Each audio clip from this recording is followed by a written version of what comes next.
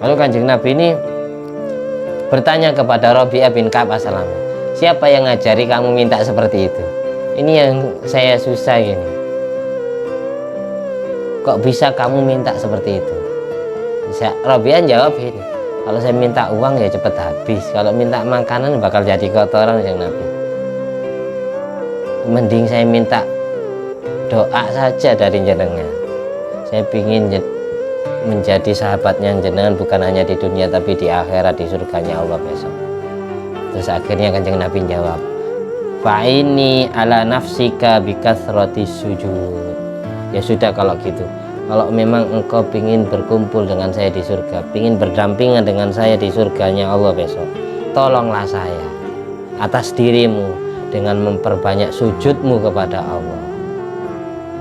Kalau memperbanyak sujud berarti memperbanyak sholat. Kalau bahasa memperbanyak sholat bukan hanya sholat fardu, tapi sholat sunat qobliyah ba'diyahnya, sholat sunat duhanya, sholat sunat witirnya, sholat sunat tahajudnya. Sesempatnya kamu, sebisanya kamu mau sholat sunat apa, perbanyaklah sujudmu kepada Allah. Maka di situ saya ada modal untuk membela kamu di hadapan Allah. Gampang saya.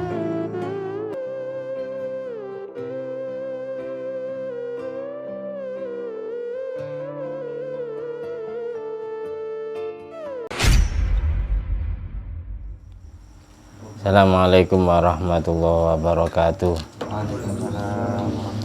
Bismillahirrahmanirrahim. Alhamdulillahirabbil alamin alladzi bi ni'mati tatimmus sholihat wa bi dzikri sulahai tatanazzalu rahmat wal barakat.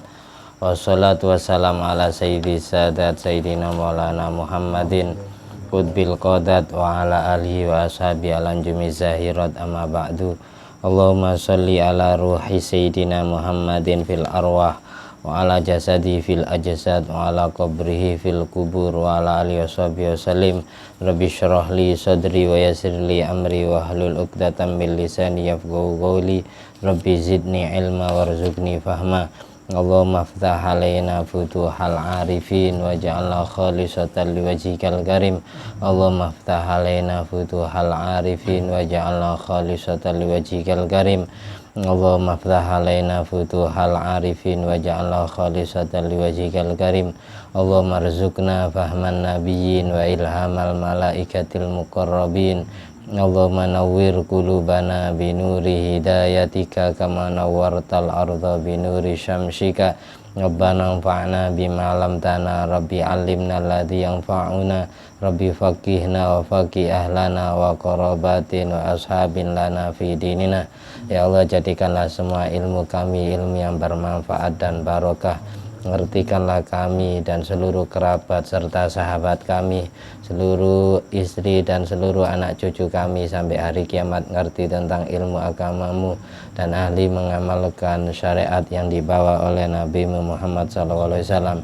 Allahumma inna na'udzubika min ilmin la yanfa' wa qalbin la yakhsha wa amalin la yurfa' wa du'ain la yusma'. Lindungi kami semua dari mempunyai ilmu yang tidak bermanfaat, dari mempunyai hati yang tidak pernah bisa khusyuk, dari mempunyai amal ibadah yang tidak pernah kau terima, dan dari mempunyai doa yang tidak pernah mustajab. Allahumma inna na'udzubika min adzabil qabri wa min adzabin nar wa min fitnatil mahya wal mamat wa min fitnatil masihid dajjal.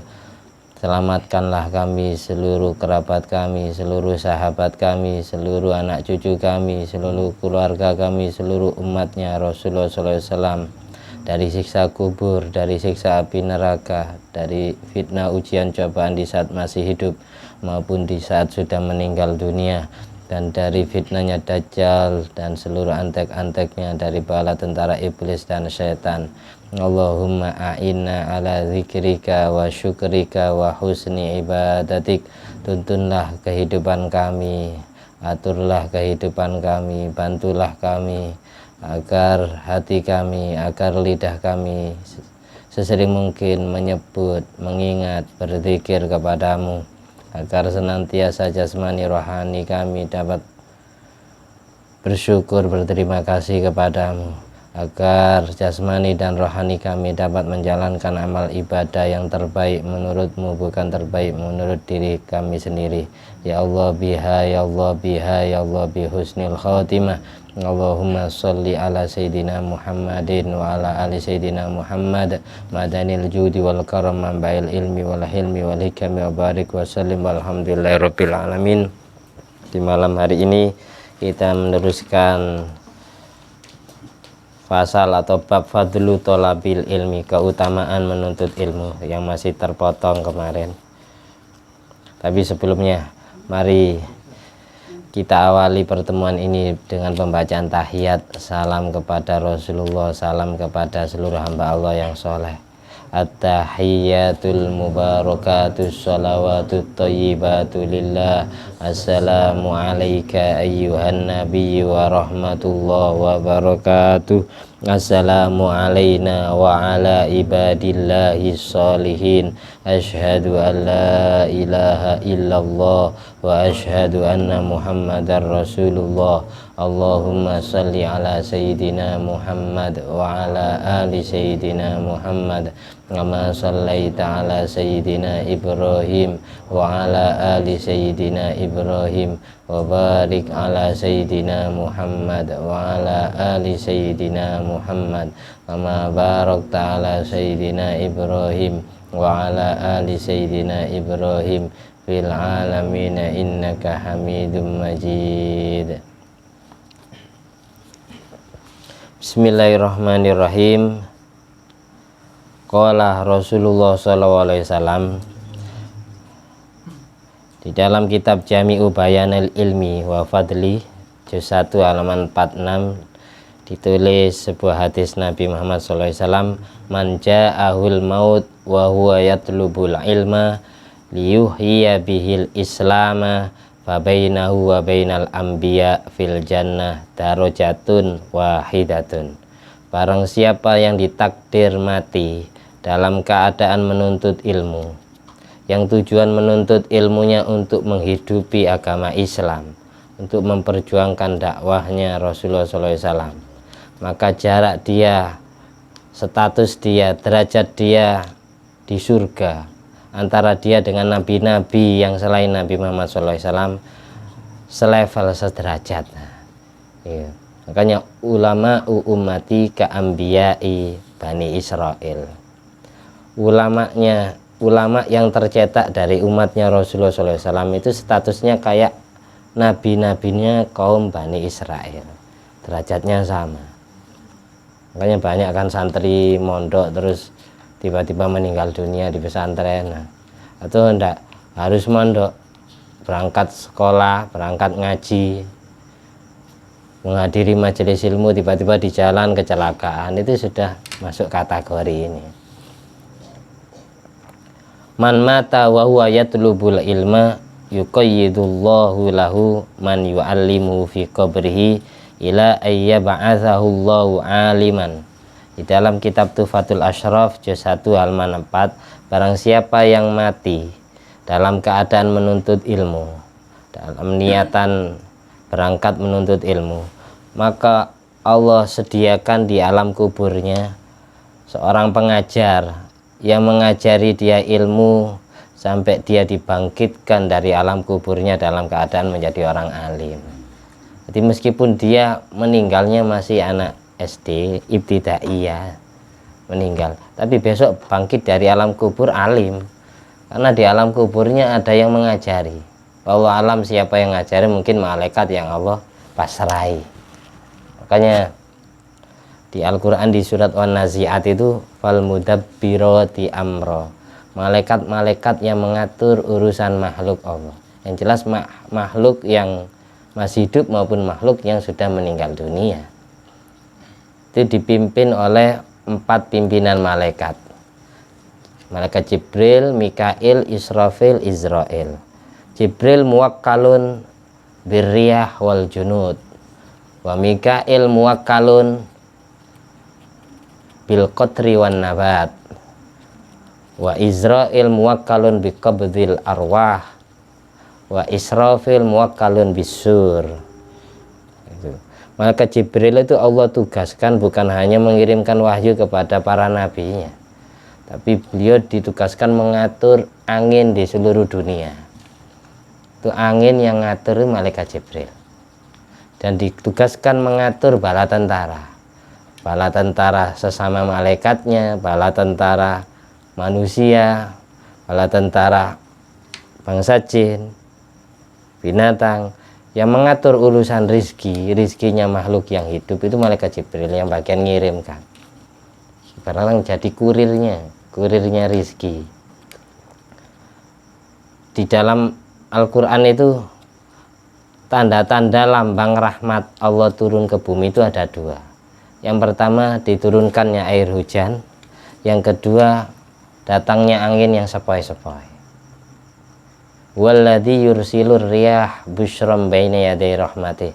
Allah yang mengirimkan angin sepoi-sepoi yang melambangkan kasih sayangnya Allah menyelimuti bumi. Angin yang lembut, yang kecil-kecil tapi banyak. Terus yang kedua, ketika Allah menjawab istighfarnya hamba, istaghfiru rabbakum innahu kana ghaffara yursilis sama alaikum midrara wa yumdidukum bi amwali wa banin wa jannat. Al-ayah di surat Nuh. Mintalah ampunan kalian kepada Tuhan kalian yang maha mengampuni semua dosa, maka Allah akan mengirimkan hujan deras. Nanti hujan deras ini berarti istighfar kita diterima. Makanya kampung kalau tidak dihujani sama sekali itu perlu dicurigai. Ada apa di dalam kampung itu? Apa sudah tidak ada orang ahli ibadah sama sekali? Apa 90% orang mursal semua? Tidak ada yang ahli ibadah, semuanya ahli maksiat. Makanya bersyukur ketika ada sahabat kita, teman kita berangkat ibadah, kita enggak, kita dukung. Itu menjadi wakil kita. Kalau sampai enggak ada yang sama sekali, itu bahaya. Bisa jadi rahmat Allah enggak turun, hujan lama enggak turun. Dulu pernah di Mekah itu 7 tahun enggak dihujani. Sama seperti kaumnya Nabi Yusuf. Nabi Yusuf itu dulu kaumnya 7 tahun tidak dihujani di Mesir, sehingga banyak kelaparan. Sehingga dulu saudaranya Nabi Yusuf yang pernah memusuhi Nabi Yusuf, yang pernah membuang Nabi Yusuf pada saat kecil ke lubang sumur, semuanya bertobat, berbondong-bondong datang ke istana. Pada saat itu Nabi Yusuf jadi raja 7 tahun. Demikian pula yang terjadi kepada Rasulullah SAW di saat Kanjeng Nabi hijrah dari Mekah ke Madinah. Orang kafir Quraisy ini masih banyak yang belum percaya karena Nabi Muhammad ini ngaku jadi Rasul.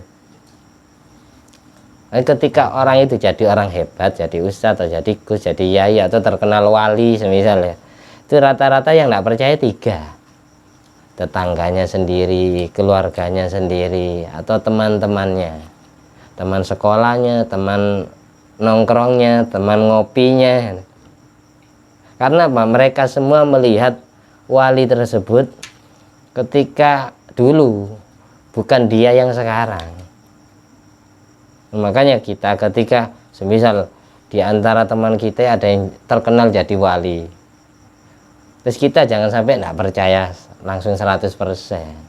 Bisa jadi beneran, karena Allah tidak mungkin menjadikan orang terus jelek. Kalau waktunya baik, pasti baik. Wa yuridillah bi khairan yufaqihu fiddin. Orang yang dikehendaki baik oleh Allah pasti dimengertikan tentang ilmu agama. Dulu Nabi juga ngalami kayak gitu. Ketika Nabi ngaku jadi Nabi, Abu Lahab pamannya tidak percaya, tetangganya Abu Jahal tidak percaya, dan yang lain. Akhirnya gini, tokoh Quraisy musyawarah, apa gini aja, datangi Muhammad ke Madinah.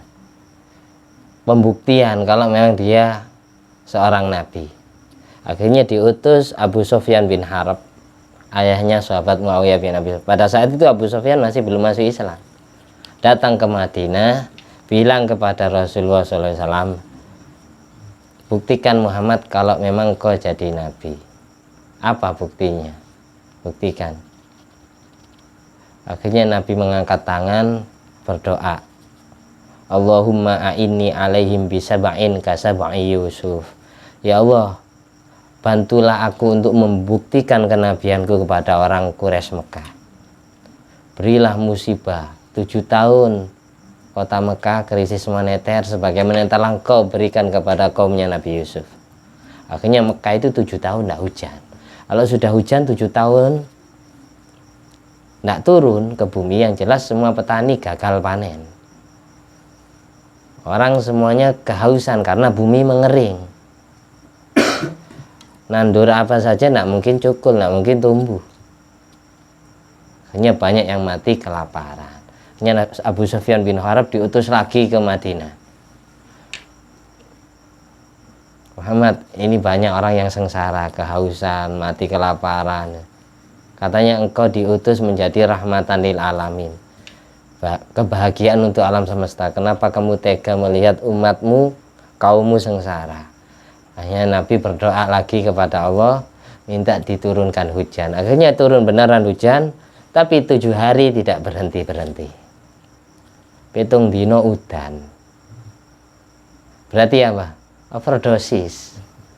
Apa yang terjadi kalau 7 hari hujan tidak berhenti-berhenti? Kebanjiran.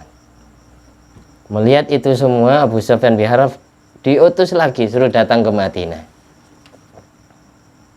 suruh berhenti hujannya, kelebihan air. Hanya hujan 7 hari, tidak hujan 7 tahun, hujan 7 hari terus berhenti. Nah, Nabi paham, ngerti, tidak mungkin mereka beriman semua, niat ngerjain saya kan itu. Akhirnya Nabi ini berdoa hujan benaran. Hanya keluarga Abu Sufyan bin Harb, termasuk istrinya, anaknya, ini berbondong-bondong masuk Islam pada saat Fathu Mekah, menaklukkan kota Mekah. Makanya Fathu Mekah itu berbondong-bondong umat orang kafir itu masuk Islam tanpa dipaksa, yang menandakan bahwasanya Nabi sudah detik-detik akhir hidup di dunia. Hanya di surat An-Nasr, idza jaa nasrullahi wal fath wa ra'aitan nasa yadkhuluna fi dinillahi afwaja. Ketika datang kemenangan untuk umat Islam, terjadinya Fathu Mekah, dan semua orang kafir berbondong-bondong masuk agamanya Allah, fi dinillahi afwaja, fasabbih bihamdi rabbika wastaghfir innahu kana tawwaba. Subhanaka Wahumma wa bihamdika asyhadu an la ilaha illa anta astaghfiruka wa atubu ilaik. Habis baca surat itu sunat baca itu. Nabi baca itu 3 kali, kemudian sahabat nangis. Kemudian sahabat banyak nangis. Pada saat ayat ini turun, awalnya yang nangis cuma Sayyidina Umar bin Khattab. Ditambahi turunnya surat Al-Fatah, al-yauma akmaltu lakum dinakum wa atmamtu alaikum nikmati wa raditu lakumul Islam madinah. Hari ini, hari penaklukan kota Mekah ini, aku sempurnakan agamamu. Itu Sayyidina Umar nangis duluan. Sayyidina Umar bin Khattab. Yang lain belum nyambung, belum connect. Terus ditanyai sama Rasulullah SAW, ma yubkika ya Umar, apa yang membuat kamu nangis? Sayyidina Umar jawab, idza tammal amru bada naksuh. Ya Rasulullah, idza tammal amru bada naksuh. Kalau memang perkara itu dianggap sempurna, maka pasti nampak kekurangannya. Setiap kita buat apa saja, kalau sudah selesai, barulah kelihatan kekurangannya. Ketika agama sudah dianggap rampung oleh Allah, dianggap sempurna oleh Allah, berarti kekurangannya agama itu akan kelihatan. Apa yang dimaksud Sayyidina Umar? Yang lain melongo semua, tidak paham apa yang dimaksud Sayyidina Umar, tapi Rasulullah yang paham. Makanya pada saat turunnya surat An-Nasr itu barulah nangis semua, karena itu menjadi na'yu Rasulullah SAW, berita bahwasanya Rasulullah akan meninggal dunia, karena agamanya sudah selesai. 1 tahun sebelum Rasulullah wafat sudah dianggap rampung sama Allah pada saat usia 62. Sayyidina Umar nangis duluan, firasatnya tajam. Kok sudah dianggap selesai sama Allah ya? Sudah tidak ada hukum sesudah ini, sudah tidak ada ayat Quran lagi yang turun sesudah ini. Baru Sayyidina Umar nangis, berarti Nabi mau meninggal dunia. Seperti itu. Kita lanjut pembahasan ini. Inda dzikri sholihin tanzilur rahmat fa kaifa bimujalasatihim wa kaifa bidzikri aslahi sholihin ar-rasulillah sallallahu alaihi wasallam. Ketika cerita orang soleh diceritakan, entah itu ceritanya para nabi, entah itu ceritanya para wali, maka Allah turunkan rahmat. Tanda-tanda tak rahmat turun itu air hujan turun, atau angin sepoi-sepoi menyelimuti bumi. Fa kaifa bimujalasatihim. Kalau diceritakan saja orang soleh bisa turun rahmat, bagaimana kalau dikumpuli duduk? Kalau sering kumpul duduk bersama orang soleh, wong ceritanya saja diceritakan. Kita cerita Kiai Hamid, cerita kalau Nabi kejauhan kan ya. Cerita para wali yang masih umatnya Rasulullah SAW itu ada rahmatnya Allah turun. Rahmat itu apa? Kasih sayang. Kasih sayang itu apa? Berarti Allah memanjakan kita. Meskipun kita banyak dosa, masih Allah manjakan. Ada harapan masih bisa diampuni. Bagaimana kalau dikumpuli duduk, diceritakan saja rahmatnya Allah turun, apalagi dikumpuli duduk, sering kumpul duduk bersama orang alim. Apalagi yang diceritakan aslahis sholihin, orang yang paling soleh di antara orang yang soleh. Siapa? Yaitu Rasulullah SAW. Makanya pembacaan maulid, entah itu maulid Diba, maulid Sarofil Anam, maulid Ahzab, maulid Barjanji, maulid Simtuduror, maulid Dia Ulame, semuanya itu menceritakan Rasulullah mulai kanjeng Nabi lahir sampai meninggal. Makanya kenapa orang baca maulid itu tidak sama kayak orang nerangkan kitab kayak gini, tidak sama kayak orang zikiran sendiri. Karena kebanyakan kalau sudah ceritanya Nabi dituturkan, itu Rasulullah SAW Allah izini hadir, makanya terasanya ke hatiku enak adem. Min alamati daunnya Habib Ali pengarang Simtuduror, min alamati hudurin Nabi wujudus sakinah wal waqar wal haiba wal azma ala ahlil jam'i. Adanya ketenangan, kewibawaan, kesejukan, kehormatan menyelimuti semua yang hadir yang lagi baca sholawat. Semuanya serempak, padahal tidak pernah lihat wajah Nabi, tapi seolah-olah kenal dengan kanjeng Nabi. Nabi hadir melihat satu persatu dari umatnya, yang warnanya hitam, yang putih, yang ahli ibadah, yang ahli maksiat, semuanya disayang, ingin dimasukkan surga oleh. Makanya kita jangan gampang memvonis orang lain. Belum tentu orang yang kita duga itu ahli neraka itu ahli neraka beneran. Itu tugas kita hanya menasihati dan mendoakan. Tidak perlu kita mengolok-olok atau mengejeknya. Malah justru ketika kita mengejek orang lain berbuat maksiat, maka suatu saat kita akan terjerumus melakukan maksiat yang sama seperti yang dikerjakan orang itu. Makanya jangan gampang mengejek. Kalau mau benci ya tidak masalah, tapi benci kemaksiatannya, jangan benci orangnya. Kalau kita benci orangnya, tidak enak sama yang menciptakan. Berat kan gini, mana kopinya Ri? Kopi saya kok tidak jadi. Ini cuma contoh ya. Ini kopi tadi yang buat siapa? Yuti ya? Yuti dah. Yang membuat kopi sampean ya? Mas Sopi ya. Kopi ini berarti yang membuat kopi ini yang menciptakan. Ketika kopi ini saya minum, terus saya katakan rasanya pahit, nggak enak. Yang jelas yang membuat perasaannya tersinggung. Ketika saya minum kemudian saya puji, enak, nikmat ya. Siapa yang buatnya? Yang jelas yang menciptakan kopi ini akan bahagia. Demikian pula ketika kita membenci makhluk Allah, maka Allah yang tidak terima. Tapi ketika kita menyayangi semua makhluk Allah, maka Allah bahagia kepada kita. Kayak gitu. Jadi katanya guru saya itu, Beb Lutfi kalau mau benci ya benci kemaksiatannya, benci kekafirannya, jangan benci orangnya. Orangnya itu yang membuat Allah, tidak boleh kita benci. Justru kita sayang, kita doakan semoga punya jalan tobat, jalan hidayah.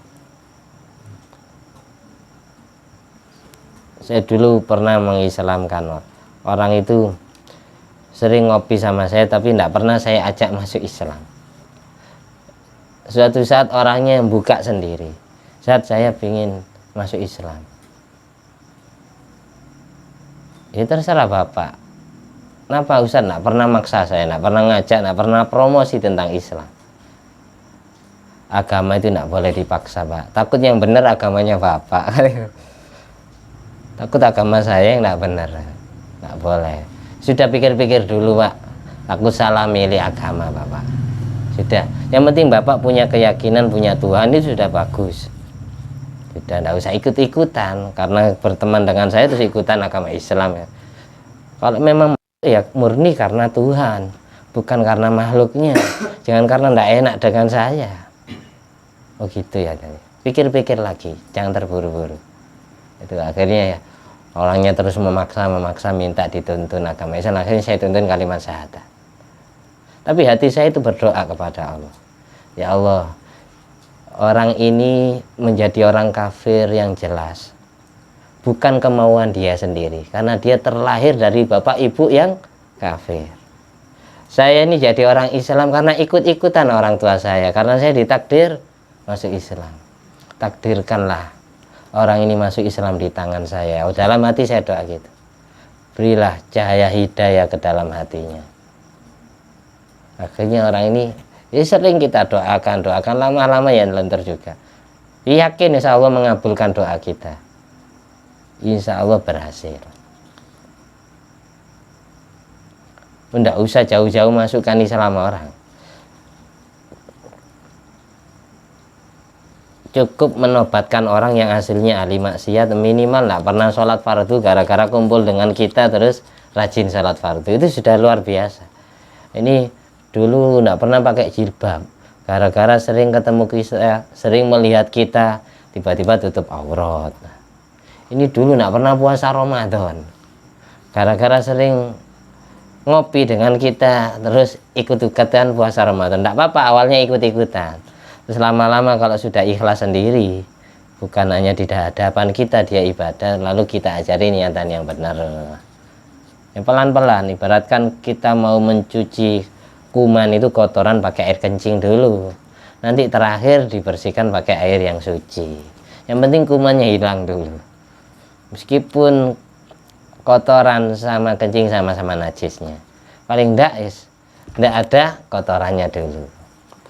Pelan-pelan, jadi berubah 100% itu susah. Kalau merubah dari kebiasaan yang semula itu gampang. Sering cerita-cerita orang soleh itu menurunkan rahmatnya Allah. Makanya orang baca maulid itu tenang, hati tenang. Apalagi sampai semuanya salam.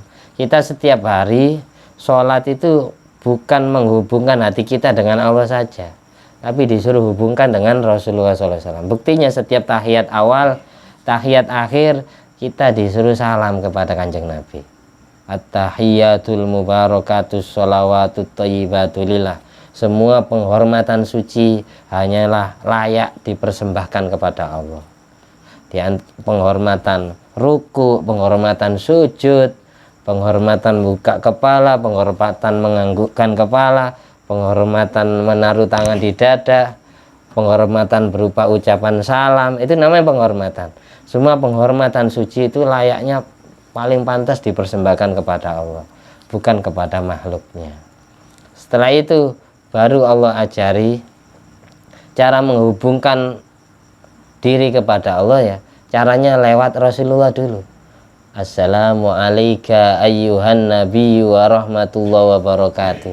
Semoga keselamatan, semoga kasih sayang, semoga barokah Allah untuk dirimu ya Rasulullah. Setelah itu baru kita salam. Assalamu alayna wa ala ibadillahi sholihin. Semoga keselamatan untukku, untuk kami yang sedang sholat ini, dan untuk seluruh hamba Allah yang soleh. Balik ke inda dzikri sholihin tatanazzalur rahmat wal barakat. Ketika cerita orang soleh diceritakan, maka rahmat Allah turun. Ini sudah diajari setiap sholat. Kita menghubungkan hati kepada Allah, kepada Rasulullah, kepada hamba Allah yang soleh. Ini setiap sholat ini. Kebanyakan diri kita tidak merasa uluk salam kepada kanjeng Nabi. Padahal domirnya pakai domir mukhotob, domir yang maknanya kamu. Assalamu alaika, keselamatan untukmu ya Rasulullah, kasih sayang dan barokah Allah untukmu ya Rasulullah. Bilang kamu, nak mungkin orangnya di Madinah. Ya kalau bilang dia, keselamatan untuk beliau, untuk dia semisalnya, orangnya jauh. Setiap sholat kita disuruh mengkoneksikan hati kita bukan hanya kepada Allah, tapi disuruh kepada kanjeng Nabi. Jadi setiap tahiyat kita disuruh ingat Rasulullah SAW, disuruh ingat hamba Allah yang soleh, suruh kumpuli. Itu setiap sholat. Sebelum kita baca kalimat syahadat 2, sebelum kita baca sholawat Ibrahim, suruh uluk salam dulu kepada kanjeng Nabi. Biar apa? Biar Nabi hadir di setiap kita sholat. Bukan hanya hadir ketika kita baca maulid, tapi beliau setiap kita sholat hadir. Makanya Nabi itu senang kepada orang yang ahli sujud kepada Allah. Bagaimana ayatnya di Al-Quran? Alladzi yaraka hina taqum wa taqallubaka fis sajidin. Allah mengetahui kepadamu, melihat dirimu pada saat engkau berdiri ibadah Muhammad, dan Allah melihat engkau menyelimuti orang-orang yang sujud.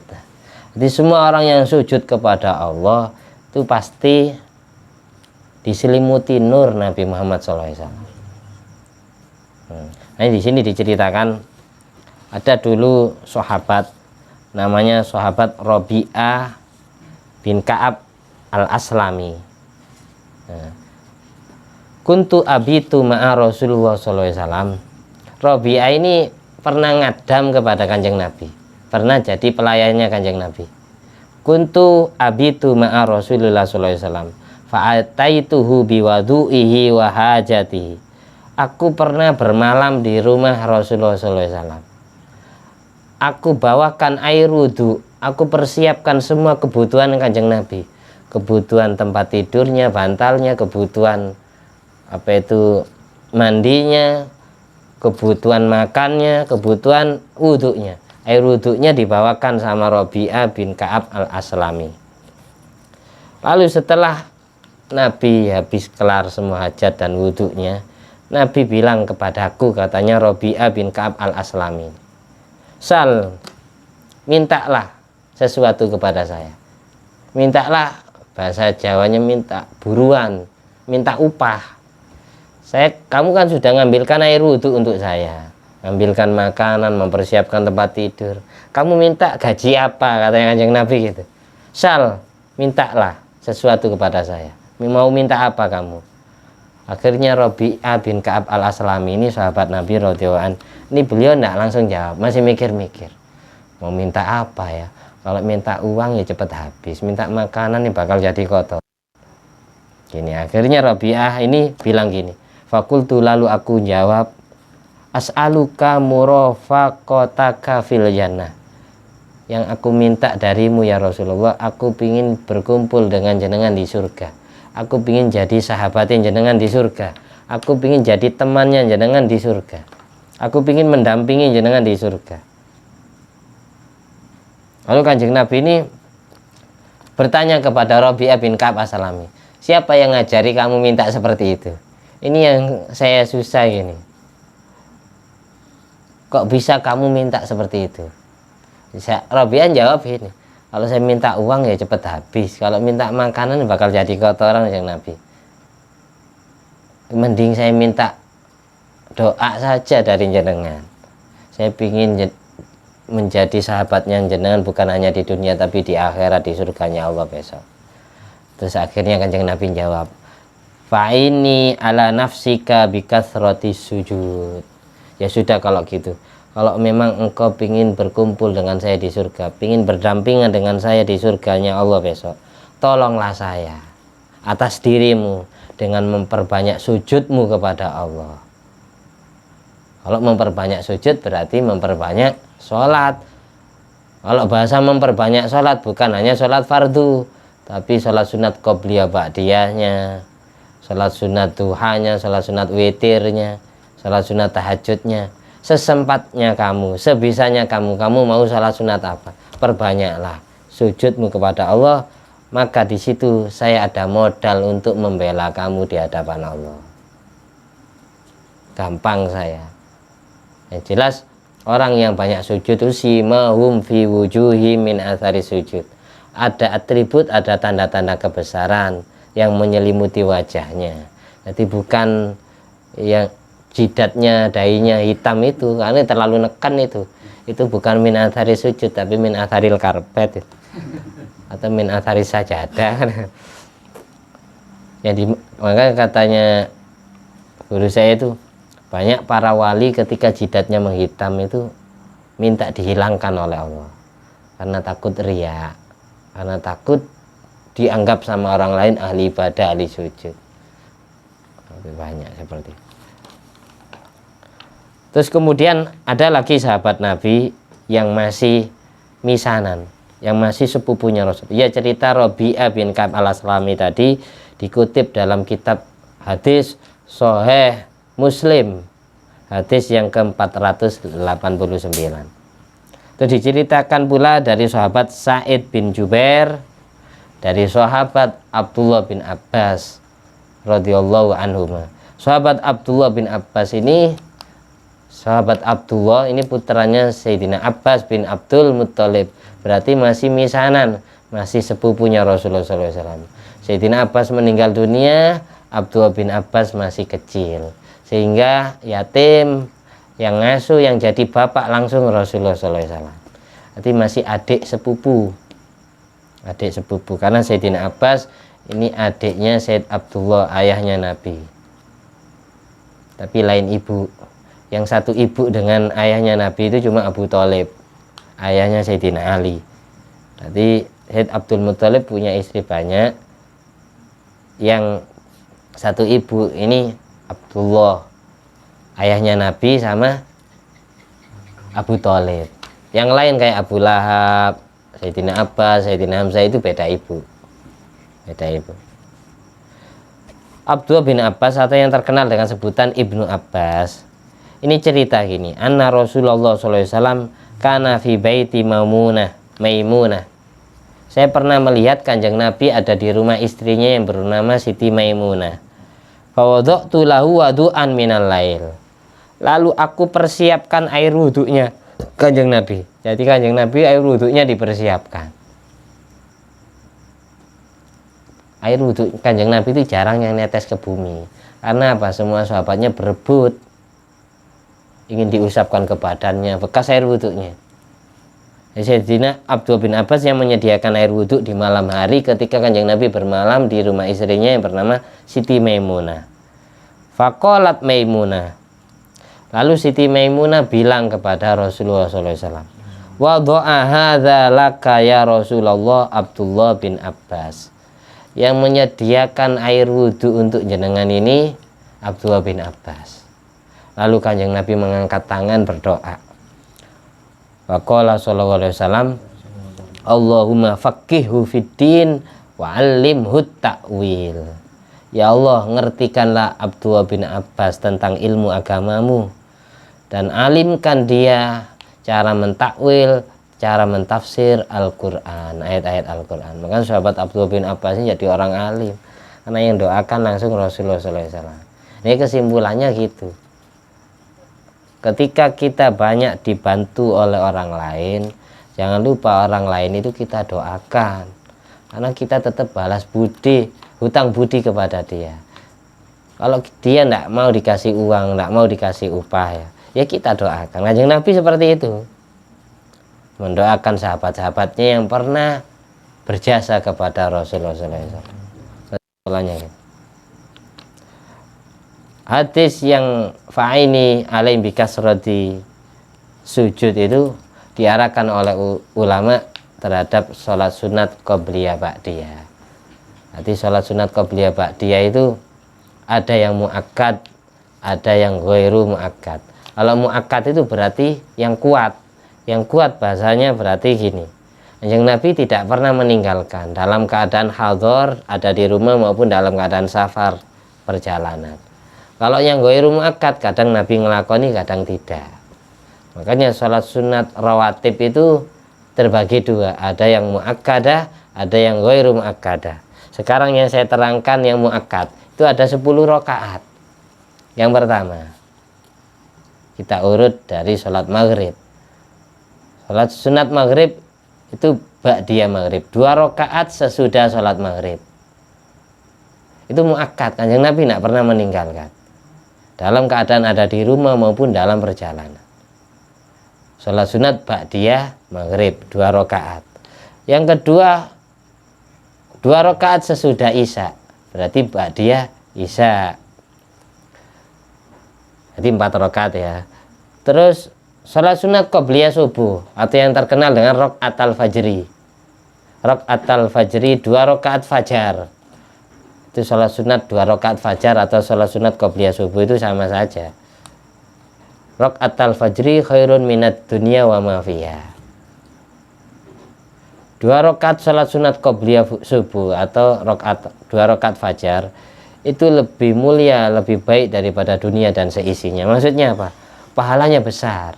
Kalau seandainya kita punya kekayaan seluruh dunia, kekayaan kita, lalu seluruh dunia ini kita sedekahkan semua kepada orang lain, maka pahalanya sedekah seluruh dunia itu masih kalah dengan pahala sholat sunat qobliyah subuh. Itu hadisnya kan ada, rakaat al-fajri khairun minad dunya wa ma fiha. Tadi sudah dapat 6. 2 rakaat sesudah maghrib, 2 rakaat sesudah isya, 2 rakaat sebelum subuh, 2 rakaat sebelum zuhur, 2 rakaat sesudah zuhur. Berarti totalnya 10. Sholat sunat muakkad itu totalnya 10 rakaat. Saya ulangi lagi, 2 rakaat sesudah maghrib, 2 rakaat sesudah isya, 2 rakaat sebelum subuh, 2 rakaat sebelum zuhur, 2 rakaat sesudah zuhur. Ini Kanjeng Nabi tidak pernah meninggalkan, makanya disebut sholat sunat muakkad. Kalau kita tidak bisa sholat duha, jangan sampai meninggalkan sholat yang ini, yang 10 rakaat ini. Karena sholat sunat rawatib yang muakkad itu 10 rakaat di bulan Ramadan, ijtihadnya Sayyidina Umar bin Khattab di 2 kali lipatkan menjadi 20 rakaat sholat tarawih. Kalau sholat sunat muakkad di selain bulan Ramadan ini jumlahnya kan 10 rakaat. Khusus bulan Ramadan karena pahala itu dilipat gandakan sama Allah. Oleh karena itu sama Sayyidina Umar bin Khattab di 2 lipatkan juga. Yang asalnya 10 jadi 20 rakaat sholat tarawih. Ya gitu. Yang selain itu namanya ghairu muakkad. Kadang Nabi ngelakoni, kadang tidak. Apaan? Ini saya urut dari sholat zuhur. 4 rakaat sebelum zuhur, 4 rakaat sesudah zuhur, 4 rakaat sebelum sholat asar. Jadi sholat asar itu mempunyai sholat sunat qobliyah 4 rakaat. Tapi kebanyakan kita melakukan sholat sunat qobliyah asar 2 rakaat. Ngaji ke siapa? Kalau tidak percaya dengan saya, sampean belajar kitab Fathul Qori, Fathul Mu'in, Fathul Wahab. Semuanya menerangkan sholat sunat qobliyah asar itu 4 rakaat, bukan 2 rakaat. Kalau dilakoni 2 rakaat salam, 2 rakaat salam, tidak masalah. Yang penting qobliyah asarnya 4 rakaat. Ngerti ya? Bahasa 4 tadi 4 rakaat sebelum zuhur itu bisa 4 rakaat 1 salaman, bisa 2 rakaat salam, 2 rakaat salam. Bisa. Tidak harus langsung sekaligus. Ya, saya ulangi lagi biar hafal ini. Ya, sesekali dilakoni meskipun tidak tiap hari. Yang penting yang 10 tadi jangan ditinggalkan. Usahakan dilakoni. Jadi 4 rakaat sebelum zuhur, 4 rakaat sesudah zuhur, 4 rakaat sebelum asar. Ini ada hadisnya ini. Rahimallah liman sholla arba'an qoblal asri. Semoga Allah menyayangi orang yang melakukan sholat sunat qobliyah asar 4 rakaat. Ini dapat doa langsung dari lesan mulia Rasulullah SAW. Terus 2 rakaat sebelum maghrib. Ini jarang orang ngelakoni. Ini termasuk ghairu muakkad. Imam Syafi'i aja nak ngelakoni. Imam Ahmad bin Hambal yang nak ngelakoni karena takut ada fitnah. Nah, 2 rakaat sebelum maghrib, 2 rakaat sebelum isya. Jadi kesimpulannya, sholat fardu yang tidak mempunyai ba'diyah cuma asar sama subuh. Karena apa? Waktu itu waktu munculnya tanduk setan. Maksudnya apa? Kenapa kok sampai diharamkan sholat sunat sesudah asar dan sesudah subuh? Karena pada saat itu setan diam di matahari. Jadi orang yang mengerjakan sholat seolah-olah dia nyembah matahari, wabil khusus nyembah setan yang diam di matahari. Karena waktu sholat kita diatur oleh cahaya matahari. Ngerti ya? Makanya diharamkan, makruh tahrim melakukan sholat sesudah sholat fardu asar dan sesudah sholat fardu subuh. Terus yang terakhir ya, ini jangan sampai salah paham. Ketika kita tidak sempat melakukan sholat sunat qobliyah, yang punya sholat sunat qobliyah apaan tadi? Maghrib, isya, subuh, zuhur, asar, semuanya punya qobliyah. Ada ya? Ketika kita tidak sempat mengerjakan sholat sunat qobliyah sebelum sholat fardu, maka kita kerjakan sesudah sholat fardunya, tapi niatnya tetap sholat sunat qobliyah. Ngerti ya? Waktunya belum habisnya sholat sunat qobliyah bareng dengan sholat fardunya. Kan banyak kan kayak gitu. Kita mau mengerjakan sholat sunat qobliyah subuh, imam sholat subuh sudah takbir sholat subuh, ya kita ya ikut, namanya makmum, ikut imam. Nanti sehabis sholat subuh kita mengerjakan sholat sunat qobliyah subuh yang masih belum kita kerjakan. Tuntutannya belum habis. Ini tidak masuk kategori mengerjakan sholat sunat ba'diyah subuh. Ngerti ya? Niatnya tetap qobliyah atau rokaatal fajri. Jadi kalau sholat sunat ba'diyah tidak boleh dimajukan sebelum sholat fardunya, karena waktunya belum masuk. Kalau sunat qobliyah sudah masuk bareng sholat fardunya. Kalau sholat sunat ba'diyah, yang punya ba'diyah apa saja tadi? Zuhur, terus maghrib, isya. Zuhur, maghrib, isya. Sholat sunat ba'diyah maghrib, sholat sunat ba'diyah isya, sholat sunat ba'diyah zuhur, itu tidak sah dikerjakan sebelum sholat zuhurnya, karena waktunya belum masuk. Tidak sah dikerjakan sebelum sholat isyaknya, karena waktunya sholat isya belum, waktunya sholat sunat ba'diyah belum masuk. Jadi sholat sunat ba'diyah waktunya masuk sesudah sholat fardunya. Jadi ba'diyah tidak bisa dimajukan dari sholat fardunya. Kalau qobliyah bisa diundur sesudah sholat fardunya. Itu kesimpulannya, mudah-mudahan bermanfaat. Amin. Sudah 46 menit. Kita lanjut pertemuan berikutnya. Al-Fatihah. A'udzubillahi minasyaitonirrajim. Bismillahirrahmanirrahim. Alhamdulillahirabbil alamin. Arrahmanirrahim. Maliki yaumiddin. Iyyaka na'budu wa iyyaka nasta'in. Ihdinas siratal mustaqim. Shiratal ladzina an'amta 'alaihim ghairil maghdubi 'alaihim waladdallin. Amin. Alhamdulillah alladzi at'amani hadzal ilma wa razaqanihi min ghairi haulin minni wala quwwatin.